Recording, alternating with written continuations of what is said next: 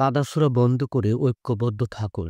বিএনপির নেতা মির্জা ফখরুল ইসলাম আলমগীর কাদাছোড়া বন্ধ করে সবাইকে ঐক্যবদ্ধ থাকার আহ্বান জানিয়েছেন বিএনপির মহাসচিব মির্জা ফখরুল ইসলাম আলমগীর। তিনি বলেছেন, দেশে নৈরাজ্য সৃষ্টির চেষ্টা চলছে, এটা স্বাধীনতার জন্য শুভ নয়। তাই আহ্বান জানাতে চাই, কাদা ছোড়াছুড়ি তর্ক বিতর্ক না করে সবাইকে ঐক্যবদ্ধ থাকুন। এর মাধ্যমে আমরা একটি কাঙ্ক্ষিত গণতান্ত্রিক জায়গায় পৌঁছাতে পারব।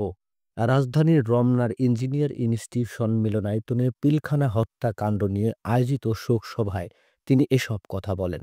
মির্জা ফখরুল বলেন, ছাত্র জনতার গণ অভ্যুত্থানের মধ্য দিয়ে ফ্যাসিস্ট শেখ হাসিনা দেশ ছেড়ে পালিয়েছে। এর মধ্যে বাংলাদেশে নতুন করে একটি গণতান্ত্রিক রাষ্ট্র হিসেবে গড়ে তোলার সুযোগ সৃষ্টি হয়েছে। অথচ সেই সুযোগকে আবার ধ্বংস করে দেওয়ার চেষ্টা চলছে।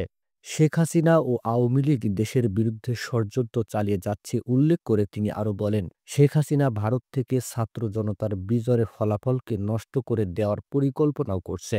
নৈরাজ্য সৃষ্টি করে দেশটাকে অচল করে দেওয়ার ছক আঁকছে। মির্জা ফখরুল শঙ্কা প্রকাশ করে বলেন, কিছু সংখ্যক মানুষ অন্যায়ভাবে দেশের মানুষকে বিক্ষুব্ধ করে তোলার চেষ্টা করছে। দেশের নৈরাজ্য সৃষ্টির চেষ্টা চলছে, যা কোনোভাবেই বাংলাদেশের স্বাধীনতা, গণতন্ত্র এবং দেশের স্থিতিশীলতার জন্য শুভকর নয়।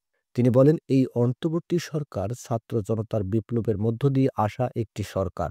প্রায় ২,০০০ ছাত্র জনতার রক্তের উপর দিয়ে এই সরকার গঠন হয়েছে। আমরা বারবার করে বলছি, দেশের একটি গণতান্ত্রিক ব্যবস্থার প্রতিষ্ঠিত না হলে কোনো মতেই স্থিতিশীলতা আসবে না। সেজন্য প্রথম থেকেই বলছি, প্রকৃতপক্ষে একটি নিরপেক্ষ নির্বাচন দিয়ে জনগণের সরকার প্রতিষ্ঠা করতে হবে। আমরা এর জন্য আন্দোলন করে যাচ্ছি দীর্ঘদিন ধরে। প্রধান উপদেষ্টার উদ্দেশ্যে বিএনপির মহাসচিব মির্জা ফখরুল ইসলাম আলমগীর বলেন, অন্তর্বর্তী সরকারের প্রধানের প্রতি এই আহ্বান জানাতে চাই, আপনি শক্ত হাতে আপনার সরকার পরিচালনা করুন। কেউ যেন এই কথা না বলে আপনি পক্ষপাতিত্ব করছেন। আমরা এ কথা শুনতে চাই না। কারণ আপনি অত্যন্ত প্রতিষ্ঠিত এবং বিখ্যাত মানুষ। সারা বিশ্বে আপনার নাম আছে। আপনি সেটার মর্যাদা রাখবেন, আমরা তা বিশ্বাস করি। তিনি আরো বলেন, আপনার কাছে আমাদের প্রত্যাশা, সম্পূর্ণ নিরপেক্ষতা বজায় রেখে যত দ্রুত সম্ভব ন্যূনতম সংস্কার করে নির্বাচনের পথে এগিয়ে যান। একটি সুষ্ঠু নির্বাচনের মাধ্যমে দেশে স্থিতিশীলতা ও শান্তি ফিরে আসুক। নেতাকর্মীদের উদ্দেশ্যে মির্জা ফখরুল বলেন, অনেকে বিএনপির সমালোচনা করে বলার চেষ্টা করছে, আমরা নাকি শুধু নির্বাচন করছি, আমরা নাকি সংস্কার চাই না। এত বড় মিথ্যা কথা, মিথ্যা প্রচারণা তারা চালাচ্ছে বিভিন্নভাবে। বিশেষত সোশ্যাল মিডিয়ায় কয়েকজন মানুষ, গুটি কতক মানুষ বিএনপিকে টার্গেট করছে। তারা অপপ্রচার বা অপপ্রচারণা করে বিএনপিকে হেয় প্রতিপন্ন করতে চায়। নেতাকর্মীদের ধৈর্য ধরে এসব ষড়যন্ত্র মোকাবিলা করতে হবে।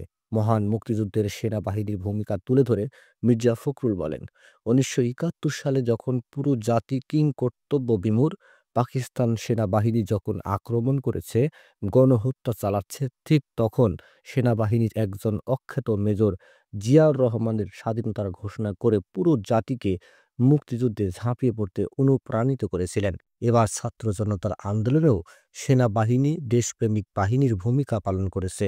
আলোচনা সভায় তৎকালীন র‍্যাব-২ এর অধিনায়ক লেফটেন্যান্ট কর্নেল শামসুজ্জামান খান ও তৎকালীন বিডিআর মহাপরিচালক মেজর জেনারেল প্রয়াত শাকিল আহমেদের ছেলে রাকিন আহমেদ ভূঁইয়া উপস্থিত ছিলেন।